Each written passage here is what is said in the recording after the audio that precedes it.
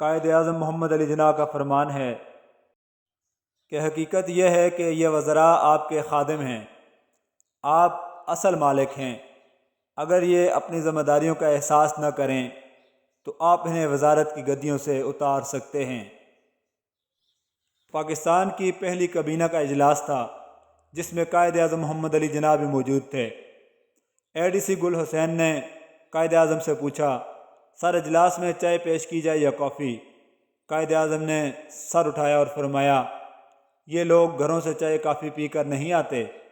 اے D C گھبرا گیا۔ قائد اعظم نے فرمایا، جس وزیر نے چائے کافی پینی ہے گھر سے پی کر آئے یا پھر گھر واپس جا کر پیے۔ قوم کا پیسہ قوم کے لیے ہے، وزیروں کے لیے نہیں۔ ہم عموماً اور نوجوان خصوصاً بچت کی اہمیت سے واقف نہیں۔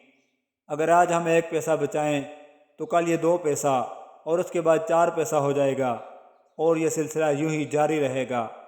اپنی بساط سے زیادہ خرچ کرنے اور قرض لینے کی عادت نے ہمیں برصغیر میں اپنی خود مختاری سے محروم کر دیا ہے۔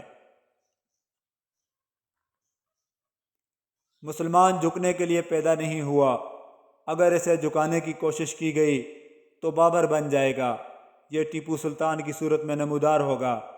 یہ مر جائے گا لیکن محکومی قبول نہیں کرے گا۔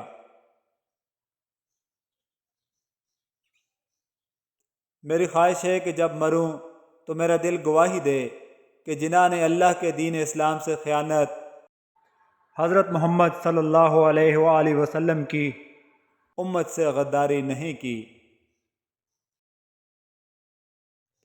قائد اعظم نے فرمایا، خدا نے ہمیں یہ سنہری موقع عطا فرمایا ہے کہ ہم یہ ثابت کر دکھائیں کہ ہم واقعی ایک نئی مملکت کے معمار ہونے کی اہلیت رکھتے ہیں۔ خدا را کہیں لوگ ہمارے متعلق یہ نہ کہیں کہ ہم یہ بار اٹھانے کے قابل ہی نہ تھے۔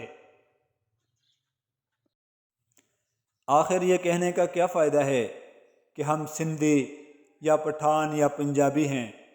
نہیں، ہم سب مسلمان ہیں۔ اسلام نے ہمیں یہی سکھایا ہے۔